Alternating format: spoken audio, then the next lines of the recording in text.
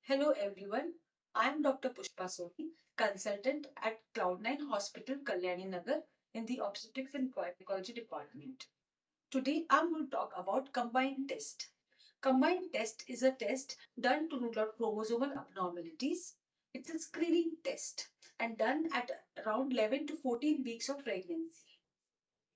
In this test, we want to rule out Down syndrome, also known as trisomy 21, Edward syndrome, known as trisomy 18, and Patau as trisomy 13. Normally, we have 23 pairs of chromosome. So each one we have two chromosome or one pair. So when we have 21st three chromosome, then it is known as Down syndrome, which is an abnormal thing. Normally, we should have only two chromosome or one pair of 21st.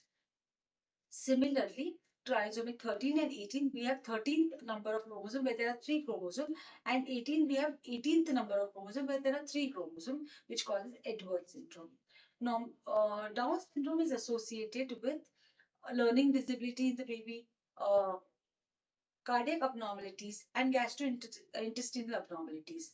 Whereas Edwards and Patau syndrome, if the baby has, they usually miscarry, or they may pass away immediately after delivery or just before delivery. So how do we do this test?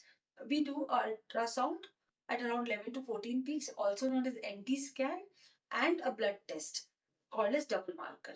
So in the NT scan, the sonologist sees the fluid thickness behind the neck of the baby, and this thickness is noted down, which is known as nuchal translucency. The double marker test, we do beta HCG and PAPIN. These are the two markers, the names of the two markers. The value of these two markers are registered, and this all data is given to software along with the family origin of the mother, the age of the mother, the weight of the mother, family past medical history, pregnancy history, smoking history is noted, and all this is taken into account. And then the software calculates uh, whether this baby is at a higher risk or at a lower risk of having Down syndrome. So when we get the result of this test, it usually comes as 1 in 250 or 1 in 500 or 1 in 800 or 1 in 10,000. So this says, meaning 1 in 250 means that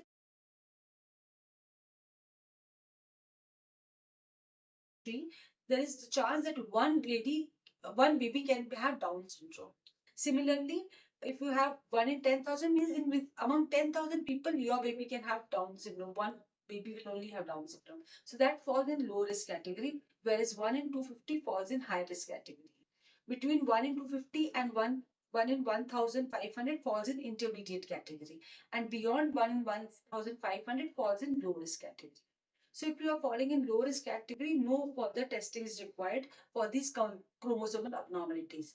But in case you fall in high risk category or intermediate risk category, then further testing needs to be done by a diagnostic test known as amniocentesis, where a needle is put in the through the through the tummy of the mother to collect the fluid around the baby, and this fluid is studied for chromosomal problems, and this can say whether this baby has Down syndrome or doesn't have. Some people opt for NIPT test, which is a non-invasive test where they just collect the mother's blood, and again this is a screening test which just says you are at a higher risk or low risk. But the accuracy of this NIPT test is much more than the combined test. So some women go in for this test since they want to avoid the invasion which takes place with amniocentesis. All in all, this is a very useful test to categorize into whether you fall in low risk or high risk and whether you need further testing. And it is being offered to everyone at Cloud9 Hospital. And the most important part of this test is it can be done in a very early stage of pregnancy, like 11 to 14 weeks, where we can take further action and know the result of whether the baby is suffering from Down syndrome or not. Hence, this should be done by all the ladies who are pregnant. Definitely, you should go for it. Thank you.